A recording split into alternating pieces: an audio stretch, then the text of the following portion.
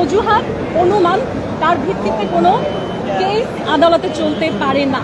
এবং এই যে সারা বাংলাদেশে আমার সম্পর্কে একটা ভুল ধারণা এই কথাগুলোর মাধ্যমে ছড়াচ্ছে, তাই আমি হাত তুলে আগে আজকে পরিষ্কার করেছি যে আপনারা যাকে নিয়ে কথা বলছেন তার উপরও বাংলাদেশের ভাবমূর্তি নির্ভর করছে।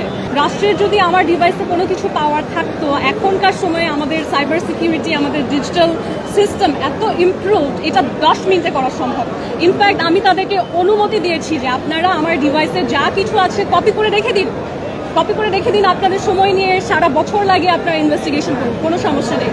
কিন্তু আমাদের রাষ্ট্র যে সেটা করতে পারছে না, আমি মনে করি যে এটা আসলে আমাদের রাষ্ট্রের উইকনেসটা দেখায় যে কেন আমরা ডিজিটালি এত পিছিয়ে আছি, তাই নয় কি?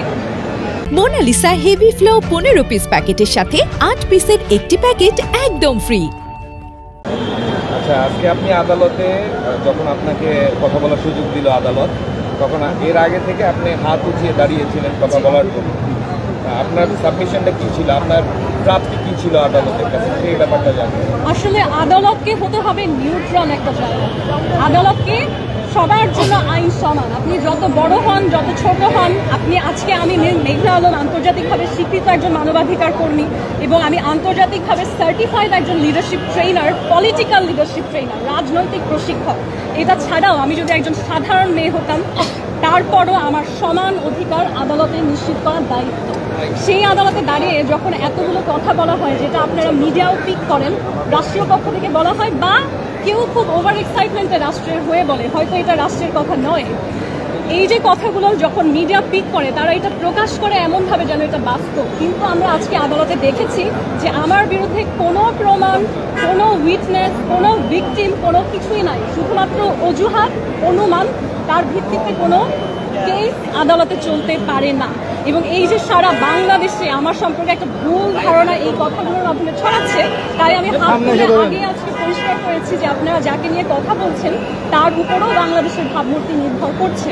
এবং একজন বিদেশি রাষ্ট্রদূতের চেয়ে এই দেশের একজন মিস বাংলাদেশ টাইটেল হোল্ডারের ভাবমূর্তি নষ্ট হওয়া আমাদের দেশের জন্য অনেক অনেক বড় ক্ষতি। ওই ক্ষতিটা হয়তো তাৎক্ষণিক দেখা যায়, যে একজন শক্তিশালী মানুষ রাগ করলেন, তাৎক্ষণিক ভয়টা পাওয়া যায়।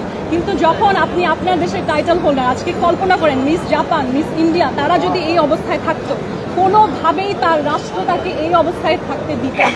কারণ আপনারা দেখতে পাচ্ছেন, অলরেডি দেখতে পাচ্ছেন যে আমাদেরকে প্রচুর দেশ, যে সমস্ত দেশে কেউ ভ্রমণ করতে চায় না, সেই দেশও আমাদের ভিসা রিজেক্ট করছে। বহু বিশ্বে, বহু জায়গায় মানুষ চান্স পাচ্ছে ইউনিভার্সিটিতে, কিন্তু তারপরে বলছে যে না, আমরা আপনাদের অ্যাডমিশন নিব না। এগুলো কেন হচ্ছে? কারণ আমরা নিজেরা আমাদের ভাবমূর্তি বৈশ্বিকভাবে করেছি। আমার দেশের মানুষ কি এক্সটর্শনিস্ট, এই ভাবমূর্তি আমাদেরকে দূর করতে হবে। কারণ এরকম কোনো কিছুর তো কোনো প্রশ্নই ওঠে না। আমি আদালতকে বলেছি, আমি প্রমাণ দেব যে ঈসা আমার পিছনে ঘুরতো, ঈসা আমাকে তার প্রেমে ফেলেছে, কিন্তু আদালত আমার সেই প্রমাণ বলেছে আজকে তারা দেখতে প্রস্তুত না। আরেকটা বিষয় আপনি বলছিলেন আদালতে যে একাধিক রাষ্ট্রদূতের সাথে আপনার ভালো সম্পর্ক। For more updates, follow us on Facebook, subscribe our YouTube channel, get the latest update on www.daily-sun.com.